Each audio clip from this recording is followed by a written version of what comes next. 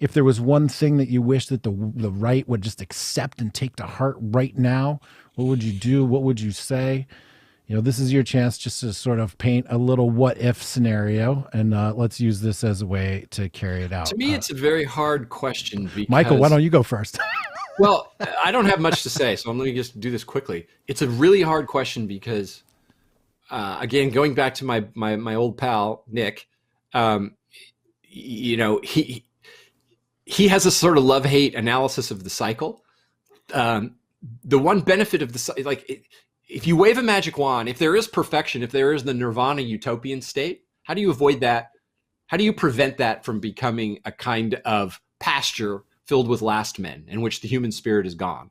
There's got to be trouble. There's got to be trial and tribulation. There has to be ups and downs for humanity to be fully itself, for humanity, a stage in which humanity to act. So I don't know that I'd want to, if there really is a classical best regime, I could pick up the wand and wave it and create it, and that means stasis forever for humanity, I don't think I would wave it. I think humanity, I think we need to have our ups and downs and our trials and our tribulations, or we're not really human anymore. Excellent point. How about something a little bit more practical? Enjoy the struggle is what you're saying. Life is struggle. More practical point. What today, right now, would you wish the larger right side of politics could accept right now? Well, I mean, if you mean the professional right, I wish they could just accept their own obsolescence and go away.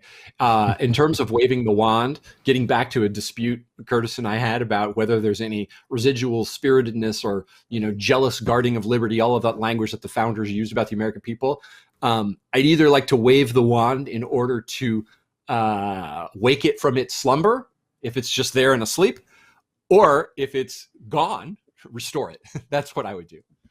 Excellent. I don't know which it is, but I do know that it's not exact. I mean, there are signs of life, there are signs of it, but not enough. I'd like to see some more. So that's what I think I would do. Thank you, Michael. Curtis?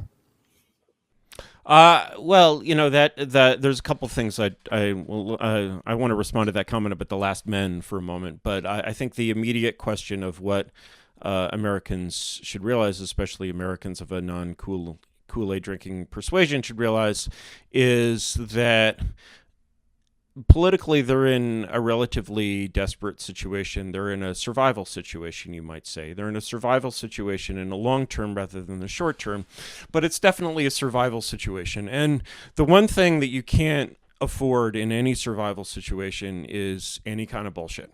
You're not going to that party anymore. Your goal is not to get to the party. Your goal is not any of these sort of frivolous things that you might have considered really important 45 minutes ago. Your goal is simply to survive. And so when your goal is simply to survive, the most important thing becomes discarding illusions and focusing directly on simply achievable things.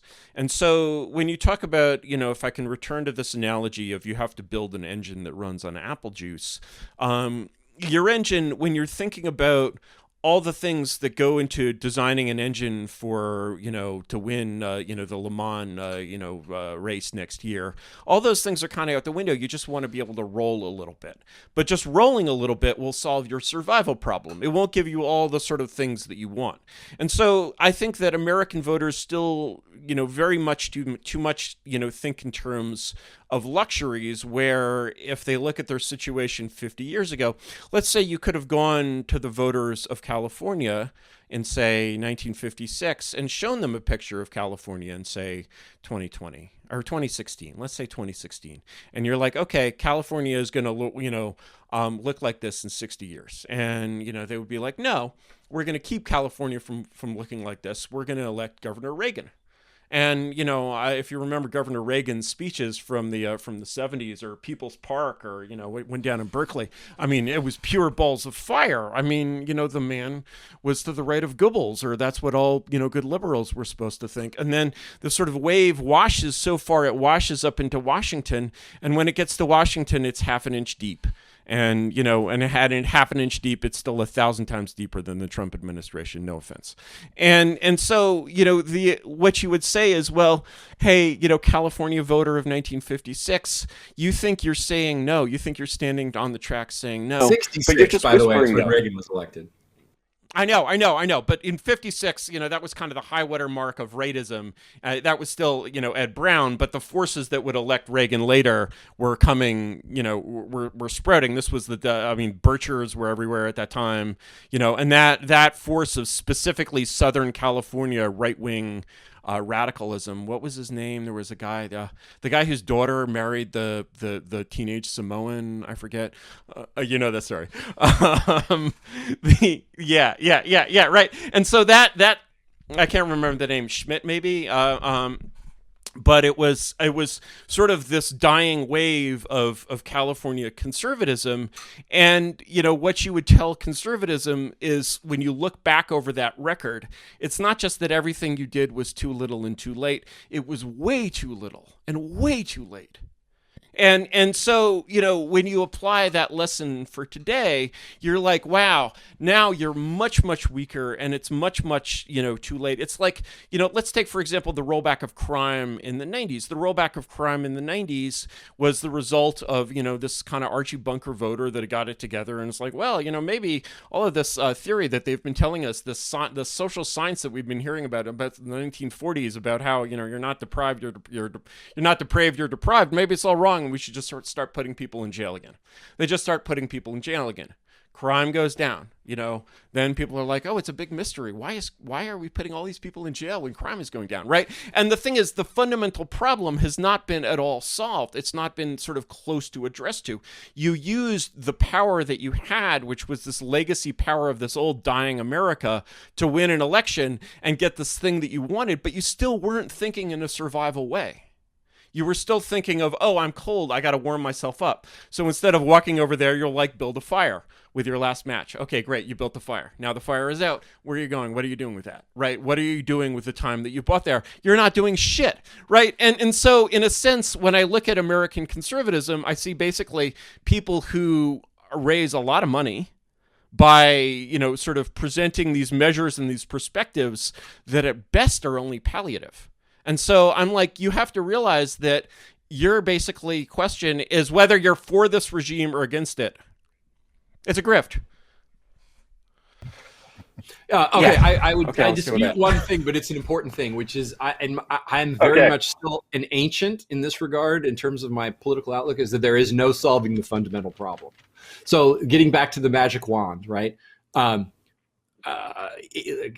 This is a thought experiment that occurs in a number of philosophic books. I can think of the two that leap to mind are Plato's Laws and Machiavelli's Discourses. What if you put yourself in the perspective, hypothetically, of a founder? You have a blank slate in front of you. What are you going to do? So let's say, the chessboard has been cleared. We have the pieces in the box, the three of us, or some small committee of us, or one of us, whatever. As Machiavelli says, one must be alone in order to found something anew. But let's say that 3 or 4 of us like-minded people start. Where are we going to put the pieces, right? I immediately think, what am I trying to do? And that is to say, if my goal is solving the fundamental problem, so that the regime, even Hitler said his Reich was only going to last 1,000 years, 12. So he was 900 and 88 short, but he didn't call it forever. There's no forever in politics. Even if you're the most grandiose messianic tyrant, there's no forever. But what are we trying to do? We're trying to do the best we can for as long as we can.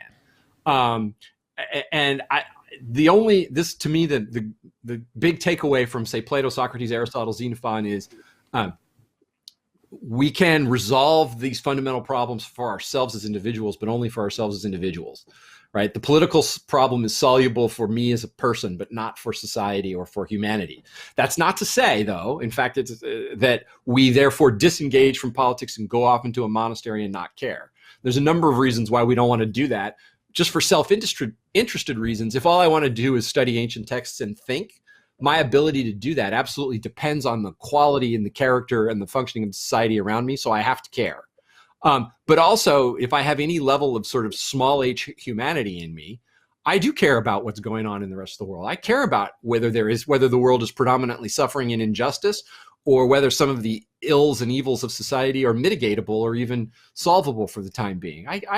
And because I'm human, right? I'm not so much a citizen of the world. I'm inevitably going to be the citizen or a partisan of a particular community, a particular people, a particular culture, a particular civilization, a particular tribe. And I'm going to care about them probably more than I care. Well, to the modern liberal, caring about what is near you is the sign of Neanderthalism, right? The more you care about, the famous Berkeley bumper sticker, think globally, act locally, right? And it eventually just becomes think and act globally. The more you care about your cousin and your friend and your fellow and your neighbor and your fellow citizen, the more that just proves that you're a caveman.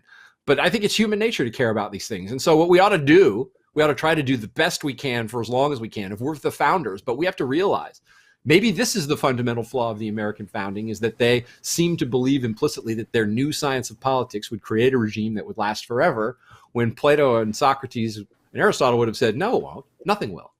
And my best regime that Plato would say, the best regime that I put together in the Republic and in the laws is more ambitious and utopian than yours. And that even isn't going to last forever, right? There's no solving this problem. So you do the best you can for as long as you can. And to the extent that you're acting politically, and then to the extent that you're acting individually, conceivably you can solve the problem.